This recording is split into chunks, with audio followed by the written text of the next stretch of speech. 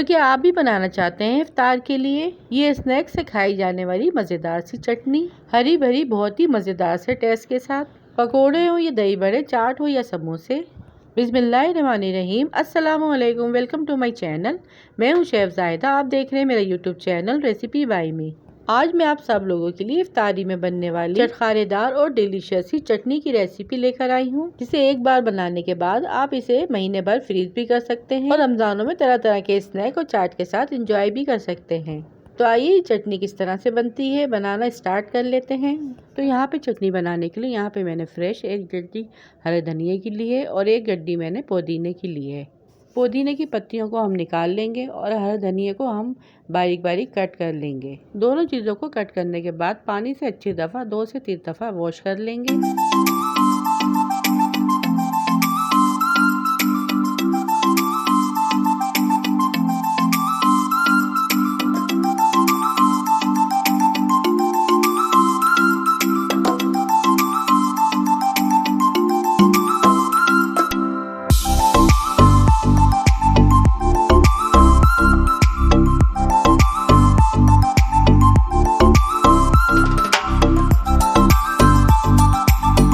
Wash کرنے کے بعد اسے ہم چھلنے میں رکھ دیں گے تاکہ اس کا سارا پانی نکل جائے۔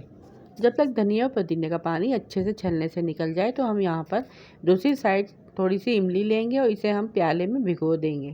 تھوڑی سی املی کو ہم نے پانی میں ایڈ کیا اور اسے تھوڑا سا پانی ایڈ کرنے کے بعد اچھی طرح سے اسے اسپون کی مدد سے مکس کریں گے اور 15 سے 20 منٹ کے لیے اسے بھگو دیں گے تاکہ پھولنے کے بعد اس کا جو رس ہے اچھے سے نکل آئے۔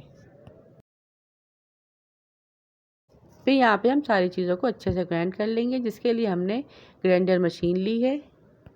سب سے پہلے اس میں ہم ہرا دھنیا پودینہ ایڈ کریں گے، ہری مرچیں ایڈ کریں گے، 10 سے 12 ہم لہسن کے جوے ایڈ کریں گے، 1 ٹی اسپون نمک ایڈ کریں گے، 1 ٹیبل اسپون ہم اس میں کٹی لال مرچ ایڈ کریں گے، 2 سے 3 ادرک کے ٹکڑے ایڈ کریں گے، آدھا لیمن ایڈ کریں گے، لیمن کا جوس ایڈ کریں گے، 1 ٹیبل اسپون زیرہ ایڈ کریں گے، 1 ٹیبل اسپون ثابت دھنیا ایڈ کریں گے اور پھر اسے اچھے سے کور کر کے اس کی چٹنی پیس لیں گے۔ چٹنی پیسنے سے پہلے اس میں ہم آدھا کپ پانی ایڈ کریں گے تاکہ چٹنی اچھے سے پس جائے اور اس میں کوئی بھی چیز ثابت نہیں رہے۔ اور یہ دیکھیے کتنی زبردست سی چٹنی یہاں پر ہماری گرائنڈر میں پس رہی ہے۔ چٹنی یہاں پہ ہماری ریڈی ہے۔ اب اسے ہم 2 بول لیں گے، آدھی چٹنی ہم اس میں ایڈ کریں گے اور آدھی چٹنی ہم دوسرے میں ایڈ کریں گے۔ ایک بول کے اندر ہم 3 سے 4 چمچے املی کا پلپ ایڈ کریں گے، اسپون کی مدد سے اسے اچھی طرح سے مکس کریں گے اور یہ ہماری بہت ہی مزیدار سی سموسے پکوڑے چاٹ کی چٹنی ریڈی ہے۔ دوسرے بول کی چٹنی میں ہم املی کا پلپ ایڈ نہیں کریں گے، دوسری چٹنی سے ہم دہی کا رائتا بنا سکتے ہیں اور ہرے مسالے کے دہی بڑے بھی بنا سکتے ہیں اور کھٹی چٹنی ہم دہی پکوڑے اور چنا چاٹ میں استعمال کر سکتے ہیں۔ یہ دونوں چٹنیاں بہت زیادہ کام آنے والی ہیں۔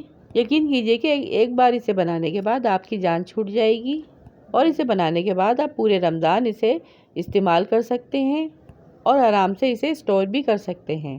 یہ چٹنی بہت ہی مزیدار بن کر تیار ہوئی تھی، نہ ہی تو یہ خراب ہوگی اور کھانے میں اس کا ٹیسٹ بہت ہی لاجواب تھا۔ یا پھر اسی طرح سے آپ اسے پلاسٹک کے کنٹینر میں یا پھر کانچ کی جو بوتل ہوتی ہے اس میں آپ بنا کر اسٹور کر سکتے ہیں۔